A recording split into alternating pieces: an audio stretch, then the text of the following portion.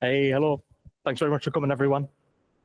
As such, my name's Dave. I'm going to talk through a bit of a framework for retrospectives. I'm hoping it's going to be something that you haven't seen before, something a bit different. There's quite a bit for us to rip through. Is that better? Yes. There's quite a bit for us to rip through, so if I'm going too fast, just catch me after. I'll be around for questions and I'll share the slide deck. But if you like agile ways of working and you like cinema, we're going to smash those together and hopefully there'll be something that you'll really like in here. So what we're going to do is a little bit of a scene set. There's a little bit of cinema theory that I need to set this up with, and then we'll transition into retrospective and how it links to agile teams. And then some key takeaways, all of my community resource stuff I'll share so you guys can get stuck in and try this out yourselves.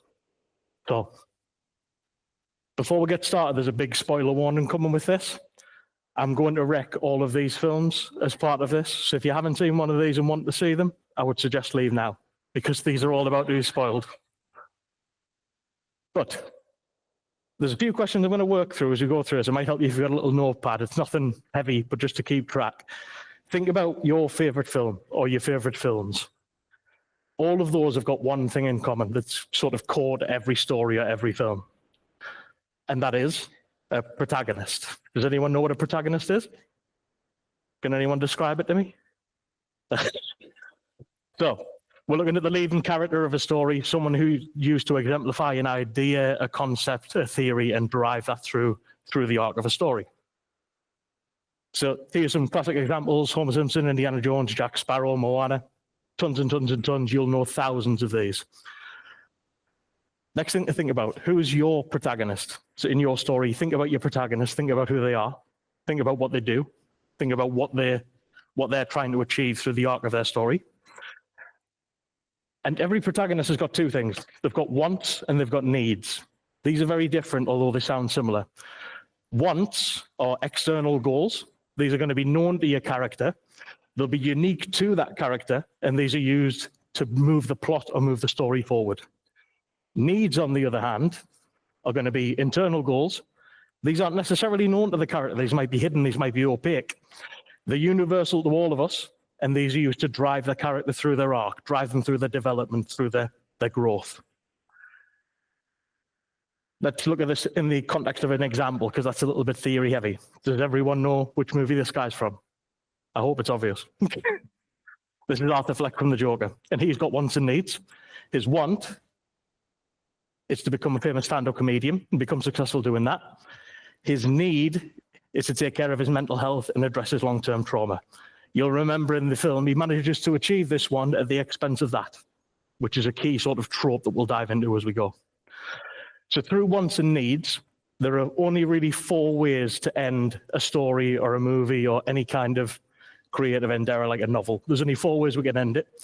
And we achieve it through a crosshair like this, where we either get everything we want, we get some, or we get nothing. If we get nothing, we don't get our needs or our wants. We get what's called a bitter ending. If we get what we want, but not necessarily what we need, we get what's called a bittersweet ending. If we get the opposite, we get what we need, but not what we want. We get something that's semi-sweet. And if we get everything, we get a sweet ending. So I hope you're starting to piece together where I'm going with this and what we should be aiming at. But let's keep moving forward. A few examples. Does anyone know who these guys are? Classic examples of bitter endings.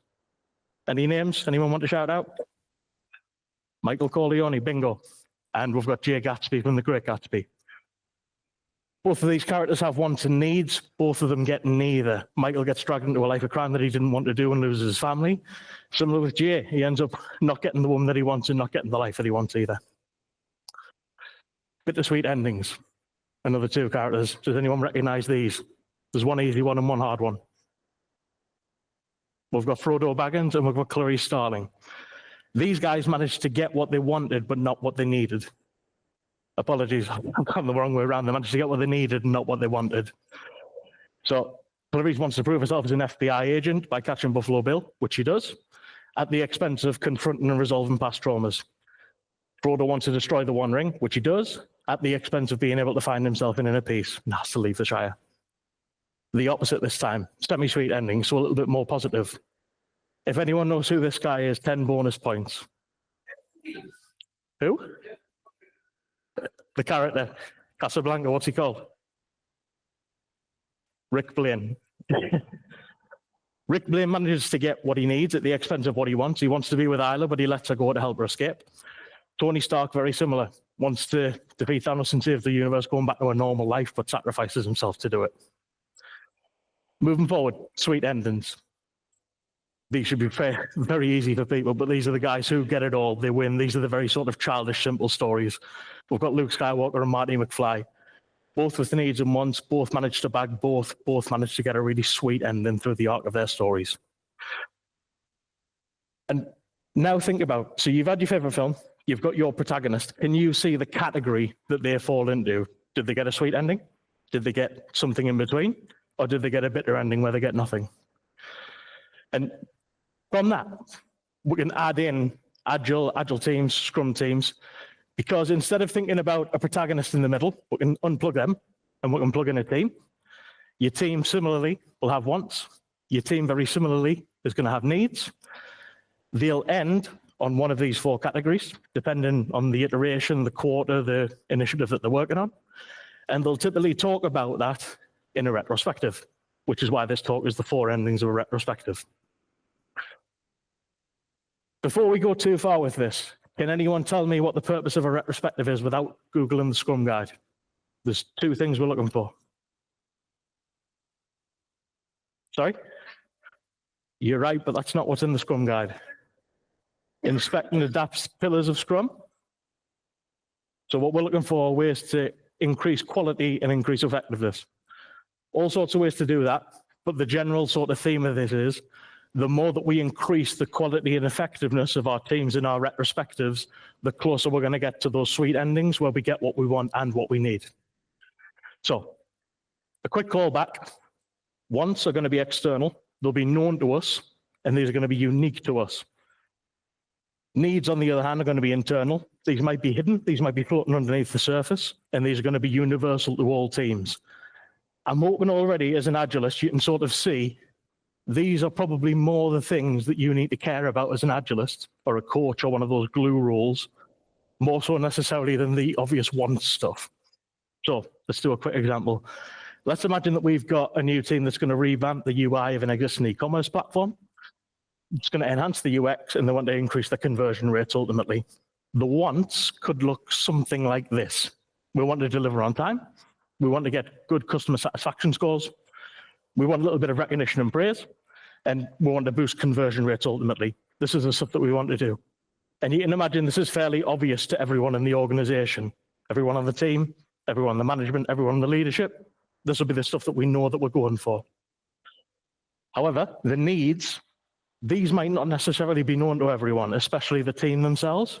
So things like increased collaboration, enhanced skills, sustainable practices, delivering value. This is the type of stuff that there's Agilists, Scrum people, delivery people, glue rules, is the stuff that we are there to take action on. So I'm hoping straight away you can see the category that you should be sort of primarily concerned with out of the wants and the needs. Last callback. This is sort of the crosshair of all the endings that you could get. These are nice and even at the minute, but if I was to ask you, what type of endings do we want to create? You might think something like this is probably what we want. As many sweet endings as we can get our hands on, some semi-sweet and bittersweet endings thrown in, and minimize the bitter endings as much as we can. That's generally what I think we should be aiming towards. However, when we think about what we actually see, especially in real life deliveries and real life retrospectives, I think it probably looks something a little bit more like this. We've got more bitter endings than we're probably comfortable with. We've got a good mix of semi-sweet and bittersweet endings, and just not enough sweet endings. We're consistently either getting one or neither, rather than getting both the wants and the needs. The main question to consider, or the main sort of meat of the talk I want to talk about, is understanding how we get here for each of these four retrospective ending types. And I wish I had the sound effect for this, but I'd like the record scratch sort of freeze frame. Yep, that's me. You're probably wondering how I ended up in this situation. I'm sure we've all been there as part of teams and deliveries before. So what I'm going to do is work through each of those ending types and give you three broad categories of things that you may either notice in your teams or that you'll see are happening that you can then take an action on to understand either we're heading in a good direction, let's amplify that, or it looks like we're veering off the tracks, how do I course correct here? So for bitter endings, first thing to watch for are character flaws. Typically in a movie, you'll have a character flaw that drives the character into a bitter ending. In the context of Agile teams, instead of thinking of things like pride, stubbornness, or naivety, we can think of overconfidence and rejecting feedback. We can think of things like resistance to change and adaptation, inertia sets in. And we can think of things like a lack of experience and understanding, or even an element of naivety within the team that can drag us down and take us in a direction that we don't want to go in. After that, we can think about external pressures. In most films, there'll be some kind of antagonist, and for Jay Gatsby and the Great Gatsby, it's Tom Buchanan. In the context of your Agile teams, instead of antagonists, we can think of conflicting interests, stakeholders, especially at that executive and VP level where people start to get competitive. We can find ourselves, although we're on the same team on paper, it might not always feel like that. Societal constraints, we can think of things like organizational policies, organizational culture, and inertia that's set in that's starting to limit us, make choices for us that we don't necessarily want to make. And economics, every organization operates in an economic reality, and that can have a direct effect on your teams and where their sprints and retrospectives end. Final one, situational challenges. So unknowns, dilemmas, betrayals. These are great in films, and if I translate those to Agile teams, unknowns will all have come into contact with an illness, bug goes throughout the team, there's an unknown that emerges, we get some kind of assumption that materializes that we didn't see coming. The dilemmas, we can think about things like cutting corners, making trade-offs, adopting technical debt when we probably shouldn't. We should probably do the right thing, but the situational pressure gets the better of us. And the third one, betrayals. We can have a lack of leadership, trust, and support.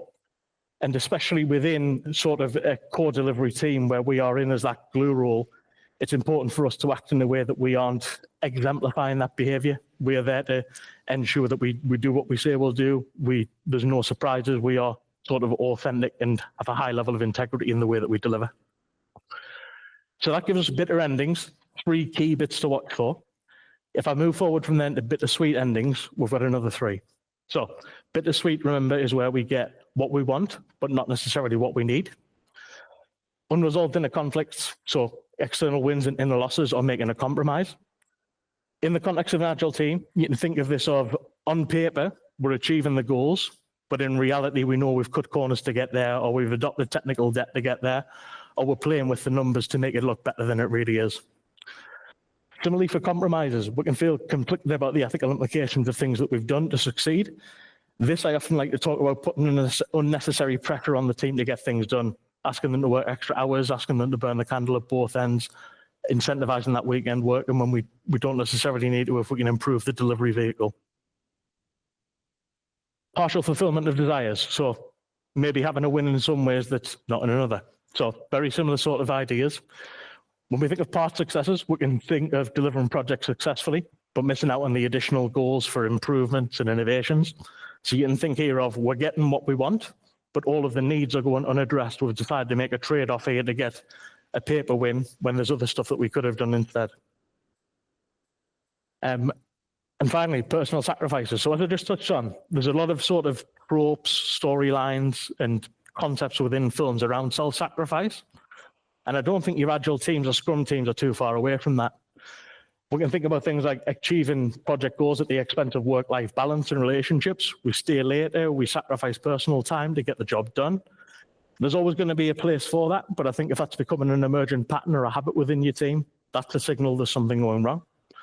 And similarly, making significant personal sacrifices to ensure success. Things like forgoing personal development, neglecting less critical tasks. We can think of things like when your team hasn't got the chance to explore and learn because the delivery needs to get done.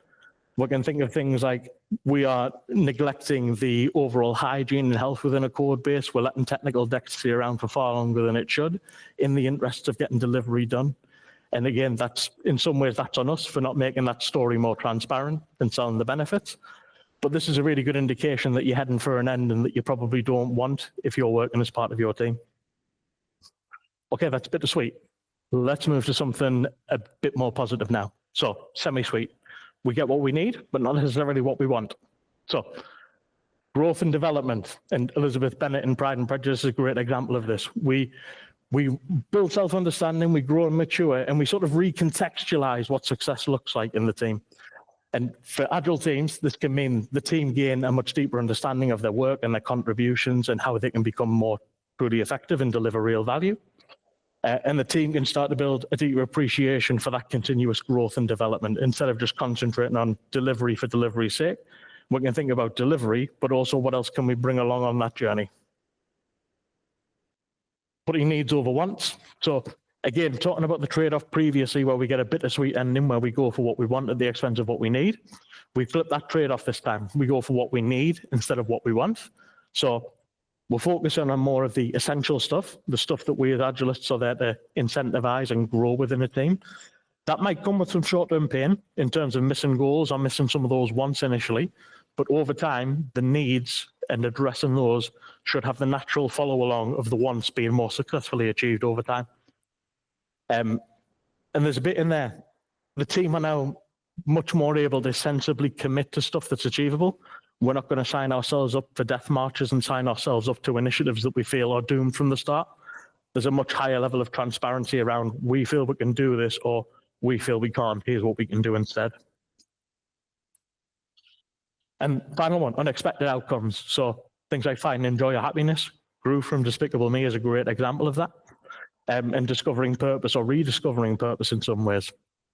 In Agile teams, we can think about teams finding benefit or joy in the work, fulfilling essential needs, even if some of the wants go wanting. And finding new meaning in the work, achieving deeper fulfillment. And I think, again, that's something that we can open the door to as Agile coaches and Scrum Masters, showing people how their work translates from you're not just completing a JIRA ticket. This is what that leads up to in terms of organizational strategy, benefits to the users, value delivered to customers. So there's a real sense of driving that purpose through. I think was mentioned in one of the earlier talks, that golden thread all the way from strategy and customer value down to the individual tickets that you're completing as a team. Okay, that's semi-sweet endings. Final one, the most positive category, sweet endings, where we get both what we want and what we need. Clear goals and vision. Vision and purpose, persistence and resilience, these are really good markers that you're on the way to something positive. Rocky's a great example, sets clear, achievable goals, executes against them, and then understands how he performs over time. And determination, resilience, overcoming obstacles, these are great habits to have in your team, but it starts by doing the things that are achievable before you can then set those stretch targets. So having those clear, attainable goals first, and then moving that into a higher degree of stretch for resilience and more attainable, that's what we should be driving towards. Strong support systems, allies and mentors, collaboration. This is a trap that I see a lot of new Scrum Masters fall into. They are very, very good at working within the individual team as a unit, but they often forget that the team as a unit sits within a wider ecosystem of the organization or other organizations. It's very important to recruit as many allies and mentors to your cause as you can. And Simba from The Lion King is a great example of this. He has tons of mentors, tons of allies, tons of colleagues who are prepared to help him on his missions. Leveraging those stakeholders, mentors, and other teams really helps to keep the morale high within the team, but also incentivize delivery of your sort of initiative across the board within an organization. You're now not putting all the pressure on one individual team to make it happen. You're sort of advertising the benefits of what you do across the board and recruiting allies where you can. The other one is around team collaboration, leveraging the strengths and contributions of all team members to achieve common goals. This is another one I see sort of younger Scrum or less mature Scrum Masters fall into the trap of when we talk about things like cross-functionality. Cross-functionality doesn't necessarily mean everyone does every job at the same level. It means we understand the skills, strengths, and sort of drawbacks of every member of the team, and we leverage those in the most effective way for the job that's at hand. That can look different depending on the job and the team, but we aren't going to force people to do everything all the time in exactly the same way. And the final one, a balanced approach to challenge. And we can talk here about immediate and long-term goals and the balancing and trade-offs of those. The other bit in here is around flexibility and pragmatism. And pragmatism used to be a little bit of a dirty word, especially for it in the Scrum community, but I'm pleased to see that the tide sort of turned on that now. Pragmatism is becoming sort of the name of the game. If a practice or a pattern or a principle isn't serving your team in the most effective way, throw it out and try something else. And that can come from anywhere. That can come from Scrum, Kanban, DevOps, old school project management. If there's a good idea there to take advantage of, don't be shy to try it. And similarly, balancing the demands of the immediate project, the things we want, against those longer term goals, the things we need to enable success over time in a more meaningful way, and making that trade-off more explicit with the team. All very good signs that you're on your way to a sweeter ending than a bitter one. And those are the 3 for sweet endings. So I've done a hell of a lot of talking there, but ultimately what this leads you to is something like this. So we'll have a bit of a map with signals for each area that are telling us where we're heading. So if I can see that there's a bit of rejection of feedback and there's a little bit of resistance to change, I understand we're probably heading towards a bitter ending. Whereas if I can see that the team they've got a really clear goal, really clear vision, they understand how to work together effectively, and they're prepared to collaborate with people outside the team, these are all really good signs that we're heading towards that sweet ending category. So this gives you a bit of a map to navigate as a facilitator, as a glue person, as a Scrum or an Agile professional, to understand where your team's heading and understand what adjustments you need to make to get to the area that you want to get to. Okay. So in terms of creating sweet endings, a few little bits that I'd leave that with. Bear in mind the how did you get here of each category. So bear in mind for each category, there's certain steps or certain signals that we'll see that will tell us where we're heading. Raise transparency on needs, especially the hidden and opaque ones. Raising transparency is sort of a day one responsibility consideration for Scrum and Agile people. So look to raise transparency when teams are letting needs go unmet, or when teams are making trade-offs to sacrifice those needs. Just make sure there's a high level of transparency around that so we understand the decision-making that's going on. And understanding the trade-offs between needs and wants and making these explicit. This is a really good sort of subject to broach at retrospectives. If you can see that consistently the team are letting needs go unmet in service of achieving delivery or achieving some of those sort of lower order thinking level wants, that's a really good sort of theme and topic to dig into at a retrospective session. Okay. One other thing that's quite nice to do with this, and this doesn't need to be advertised sort of externally, this doesn't need a dashboard, this doesn't need to be shared with anyone other than you, but as an individual on a team, this is really handy to turn into a metric in terms of, okay, we've been on this team for 6 or 7 sprints now. This is roughly the breakdown. I'm fairly comfortable with that. We've got the majority of sweet endings. We've got a mix in there of semi-sweet and bittersweet. Importantly, we haven't hit the bitter ending yet. This is looking pretty good. You can also flip that and understand, okay, this team isn't clearly going in the direction I want them to go. How can I diagnose the underlying issues that are going on here to move us from the categories on the right over to the left? This is really helpful as sort of an internal navigation tool for you as an individual, and doesn't need to be shared if you don't want to. So really good sort of wrinkle to add to your toolkit. There's lots of other ways to bring cinema into retrospectives. I'm just going to rattle through a few now, but there's a few bits and pieces I've got to share with you. Number one is themed retrospectives. I know some people love them, some people hate them. I do think these are useful when used in moderation, and there's a lot that you can get from them that you can't get with a normal session. This QR code will take you to my link tree that's got loads of themed retrospectives to dig into. If you want to give one a try, I'd encourage you to try it out and see how it goes in your team. Another similar sort of thing that you can think about is what's called roles in a retrospective. So this is really good for assigning roles to your individual team members to have them act in a way. You can think of this as sort of red teaming, and I'll explain that in more detail now. So let's assume we're going to run a Game of Thrones retrospective that we know Nicholas loves from this morning. But what I'll do instead of spending 25 minutes discussing why I think I'm a Lannister or why I think I'm a Stark, I'll give each individual member of the team a role to play. So if I was to give Nicholas, for example, a Tywin or a Tyrion, Nicholas is now going to be far more likely to be sharp, to be brutal, to play devil's advocate than he might if I hadn't given him that psychological armor to wear. This is a really good sort of lever and mechanism that you can pull as a facilitator, especially if you've got quiet members of the team who you want to bring on the journey and invite contributions from. Again, I'd encourage you to experiment with that and see how it goes in your teams. And the final one is around telling great stories. And there's a lot of different Scrum and Agile people that do this. But I think having sort of storytelling frameworks or storytelling ideas in your approach is also very helpful. Not only for being able to showcase your value within the organization and show the fruits of the labor and the hard work that you're doing, but also to build engagement in your meetings, in your sessions, and in your coaching conversations. There's all sorts of storytelling tropes and frameworks like this that cinema sort of buffs and cinema directors use. I'd encourage you to familiarize yourself with these. You don't necessarily need to know them all perfectly, but having some of these ideas to pick from in those coaching conversations, in those events, and as you're talking to the external organization, can be really helpful for framing the messages that you want to transmit. And yeah, getting towards the wrap up now. So the 4 endings that I've described, these map really nicely to the endings of your sprints and the endings of your retrospectives. So don't be scared to think about which of these that you're hitting most often and how you can move between them.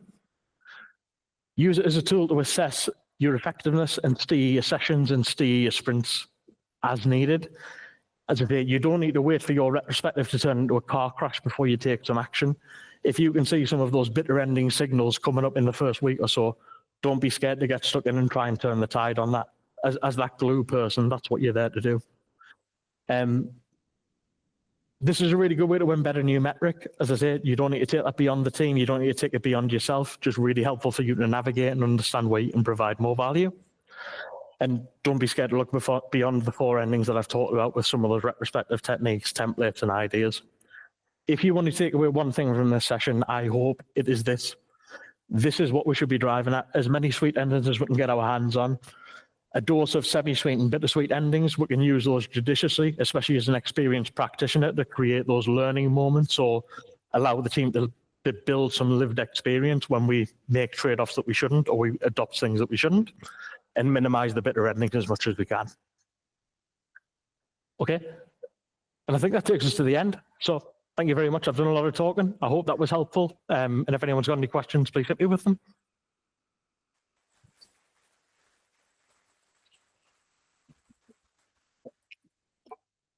You have 3 minutes. If you have any question to Dave, raise your hand. Okay, we have one. If I've taught you to death, I apologize.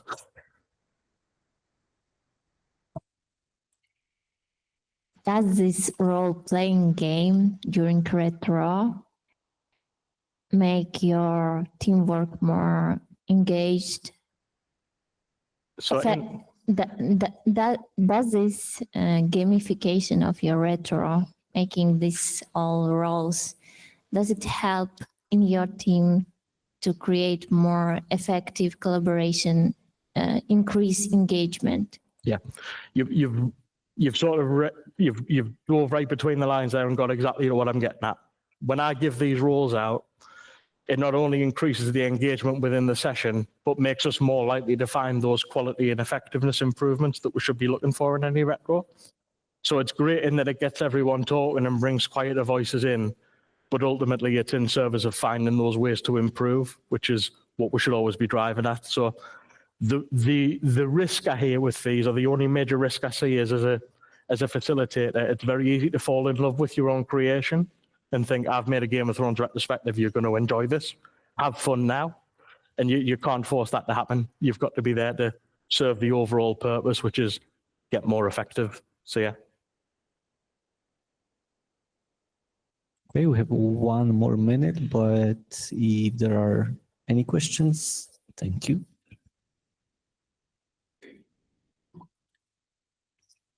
Hello, maybe not a question, but an observation about this position of semi-suite. I think this is a really good place to be honest, because I'm thinking about this a little bit uncomfortable moment that actually put you there to learn, right? Because when you are in the sweet moment, as you said at the very beginning, it's a little bit naive, childish maybe, and it's getting boring at some point, right? Yep. So I'm thinking about this like semi-suite, it's a really good place to be.